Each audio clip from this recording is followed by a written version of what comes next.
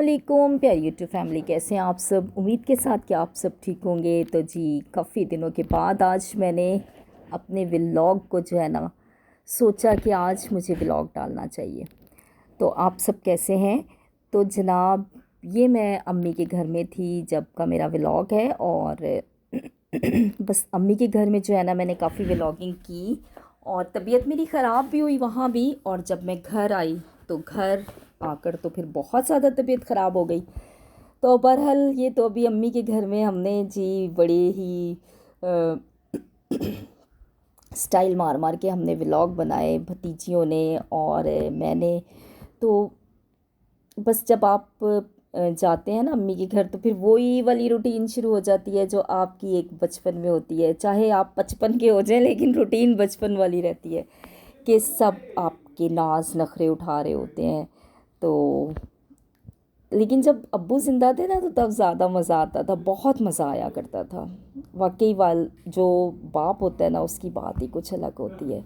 तो यहाँ जी, ये मेरा शोना शब बेबी जो है ना, ये कट्टू ये खा रहा था खीरे, इसको भूख लगी थी। और यहाँ मूसा और उसकी जो है ना आपी जो है ना कपड़े प्रेस कर रहे थे। और मूसा भी अपने गौहर दिखा रहा था कि मुझे कपड़े प्रेस करने आते हैं, क्योंकि मूसा मेरी भी काफ़ी हेल्प करता है।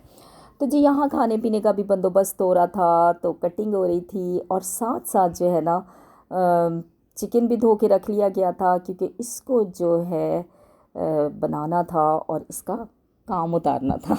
तो फ़िश को भी मसाला लगा के रख लिया था।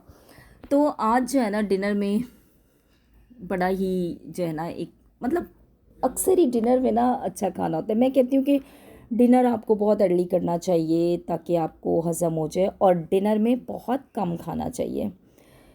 बहरहाल डिनर में ही ये सारी चीज़ें तो डिनर में ही अक्सर खाई जाती हैं। दोपहर में तो फ़िश वगैरह और ये मतलब, लेकिन मेरी कोशिश होती है कि दोपहर में खा लिया जाए ताकि रात तक जो है ना आपका सब हज़म हो जाए और आप बिल्कुल हल्के फुल्के होके सोएं।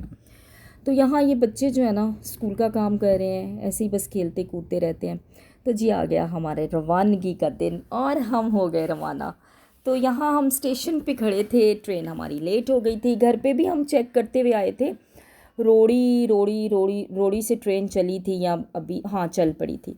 तो मेरे भाई ने बड़ी ही एफ़र्ट करके, जनाब कोई मूड नहीं बन रहा था जाने का, लेकिन मूसा इतना उदास हो चुका था कि मूसा जो है ना बातचीत ही नहीं कर रहा था और बस ऐसे ही रोने जैसी शक्ल बनाई हुई थी। तो बस फिर मूसा की वजह से मुझे ना आना ही पड़ा जल्दी, क्योंकि अभी सिर्फ मुझे 10 दिन हुए थे। और जब से मैं रिटायर्ड हुई हूँ ना, तो मेरा दिल चाहता है कि ज़रा बंदा ना सुकून से अम्मी के साथ टाइम स्पेंड कर ले, बहन भाइयों के साथ।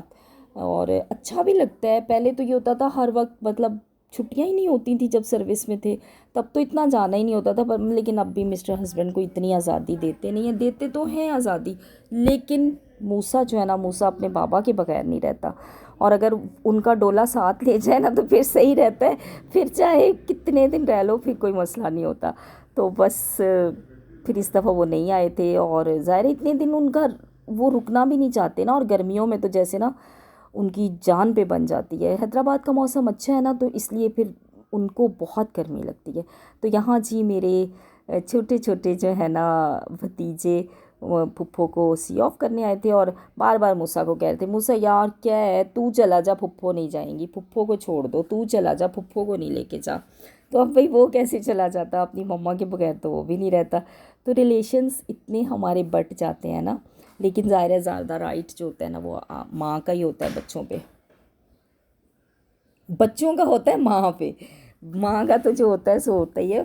बच्चे जो है ना वो अपना राइट बड़ा दिखाते हैं। तो ये एक वीरान सा शहर, मिनिस्टरों का शहर, और इतना, मैं कहती हूँ इतनी वीरानी इस शहर में है ना।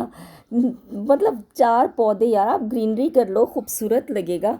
लेकिन बस इस शहर को ना, बस पता नहीं क्या, इतने कॉलेजेस, इतनी यूनिवर्सिटियाँ, एजुकेशन सिस्टम पर तरक्की करना मुझे तो कहीं नज़र नहीं आता। यहाँ फिर मैं देर देर से जाती हूँ, या मैं कौन सा कोई घूमती फिरती हूँ। तो जी यहाँ आ गई थी। पहले तो ये हुआ, फूफो की ट्रेन आ गई, फूफो की ट्रेन आ गई, सारे बच्चों ने शोर मचा दिया। तो ट्रेन आ गई जी लगेज वाली। तो बड़ा इंजॉय कर रहे थे बच्चे इसको भी देख के कि फूफो आप इसी में चले जाओ। मैंने कहा ये तो भाई पंजाब साइड पे जा रही है, अब मुझे तो पंजाब साइड पे नहीं जाना। तो मूसा भी बड़ा जो है ना देख रहा था, मूसा काफ़ी परेशान हो रहा था। रेलवे स्टेशन पे तो मेरे बच्चों को ना रेलवे स्टेशन वाली जगह जो है ना, इनको पता नहीं क्या ऐसी एलर्जी होती है। मतलब ट्रेन पे तो सफ़र करना इनको, समझो कि इनके लिए अज़ाब होता है। और फिर अंदर जाके जो मुझे अज़ाब झेलना पड़ा वो तो मैं आपके साथ शेयर भी नहीं कर सकती। कि बुकिंग हुई नहीं थी और रश इतना था, हम लोअर एसी में बैठ गए टिकट लेके, और टिकट बनवा भी, पैसे भी खर्च किए, लेकिन कोई मज़ेदार सफ़र नहीं रहा। और सफ़र में मेरी तबीयत भी ख़राब हो गई। तो जब मैं हैदराबाद के स्टेशन पे उतरी तो मिस्टर हस्बैंड और बड़ू जो है ना लेने आया हुआ था।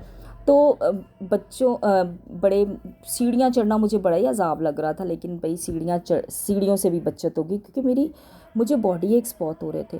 और इतनी, मतलब मैं उतरी तो मैंने कहा ये इतना गर्म वेदर क्यों हो रहा है, तो किसी ने नोटिस ही नहीं लिया। तो बहरहाल वो गर्म वेदर इसलिए हो रहा था कि मुझे टेम्परेचर हुआ हुआ था। बहरहाल फिर घर आके मैंने रेस्ट किया, और मैं कोई 5-6 दिन टोटल बिस्तर पे रही, क्योंकि वायरल तो जो हुआ सो हुआ, उसके साथ साथ मुझे जो बैकएक ने मुझे परेशान किया हुआ था।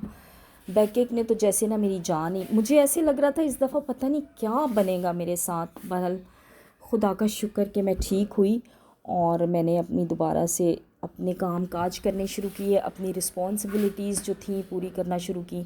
तो बस अब जो है शुक्र है खुदा का कि मैं बिल्कुल ठीक हूँ। तो इसलिए मैंने आज अपने व्लॉग की भी ओवर वॉइस की। तो बहुत शुक्रिया जी, और अच्छे अच्छे कमेंट्स करने का और साथ देने का बहुत शुक्रिया। खुश रहें, आबाद रहें, अपनी दुआओं में याद रखिएगा, और आप सब मेरी दुआओं में शामिल रहेंगे। अल्लाह हाफिज़।